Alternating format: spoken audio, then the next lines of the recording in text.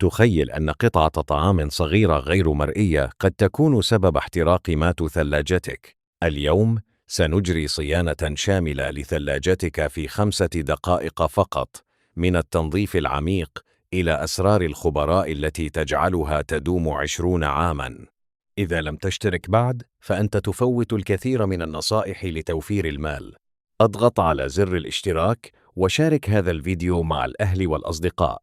تلك بقعه المياه علامة تحذير. نظف فتحة التصريف بسلك، ثم اشطفها بالماء الدافئ والخل لقتل البكتيريا والروائح. كل هذا الماء يتجمع في درج فوق المحرك. إذا لم تكن نظيفة، ستنتشر رائحة كريهة في مطبخك بأكمله. اغسلها بالماء والمبيض. ما هو أكبر خطأ يتلف المحركات؟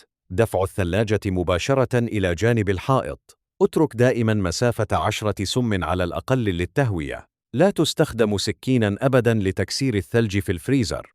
قد تثقب أنابيب الفريون وتتلف ثلاجتك. افصلها عن الكهرباء واترك الثلج يذوب. للحفاظ على الخضروات طازجة، ضع كيسا بلاستيكيا ومناشف ورقية تحتها. ستمتص الرطوبة وستدوم منتجاتك ضعف المدة. اضبط درجة الحرارة حسب الموسم.